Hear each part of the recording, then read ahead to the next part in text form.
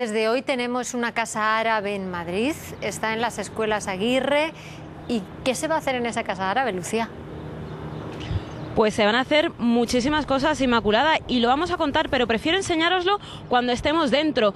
De momento, deciros que esa placa de allí ratifica lo que acabamos de decir. Desde hoy mismo, la Casa Árabe ya tiene sede permanente en Madrid. Hasta ahora, ¿qué era lo que se hacía? Pues alquilar una sala u otra. Solo tenía sede en Córdoba, y prueba de ello son esas banderas que tenemos ahí. Fíjate, tenemos la de Madrid, la de la Comunidad, la de España, la de Andalucía y la de Córdoba, porque esa era otra de las sedes. Fíjate que el lugar le va como anillo al dedo. Son las escuelas de Aguirre, un sitio que es, bueno, es un edificio neomudéjar, y yo querría decir que quizás sea uno de los más importantes junto a las plazas de toros. Se podría decir que el estilo neomudéjar se corresponde con un estilo puramente español. ¿Por qué digo esto? Pues porque es un estilo que viene de la Reconquista. Justo en esa época, en las zonas cristianas, el estilo mudéjar, quiero decir, el neomudéjar, digamos que es una especie de renacimiento que se dio en el siglo XIX. El estilo mudéjar, digo, es un estilo que se dio en la época de la Reconquista, justo en las zonas cristianas, y que tomaba algunos de esos elementos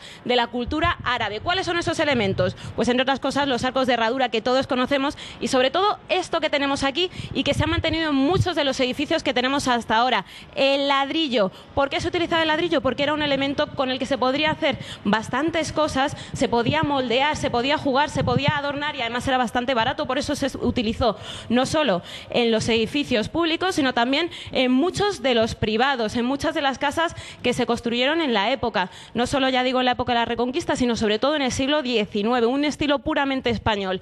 ¿Qué es lo que más interesa, además del edificio en sí mismo? Pues el entorno. Es un entorno privilegiado. Inmaculada, si te fijas, está muy cerquita del Retiro, tiene la calle Alcalá y que llega hasta la puerta de Alcalá, y un poquito más adelante está la Casa de América también. Las casas de los continentes, las casas de las culturas, las casas de los pueblos. ¿Por qué es importante que existan estas casas? Pues para que podamos conocer un poquito más de las culturas que normalmente desconocemos. Fíjate que la cultura árabe la tenemos al lado mismo, prácticamente a 14 kilómetros. En este caso tenemos Marruecos, y solo nos llegan algunas noticias, normalmente siempre o casi siempre negativas.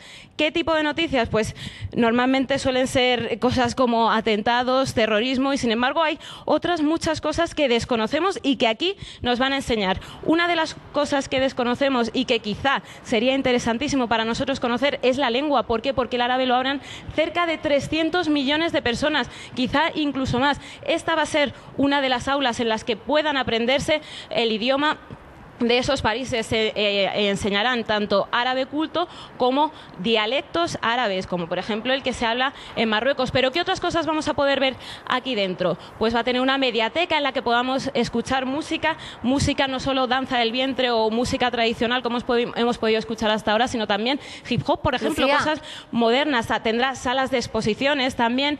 Inmaculada, dime. Te han dejado hasta la fregona al lado. No sé si ha sido una indirecta. ¿Me han dejado hasta la fregona? Sí. Espero que no, espero que no. Para que es lo que todavía está haciéndose.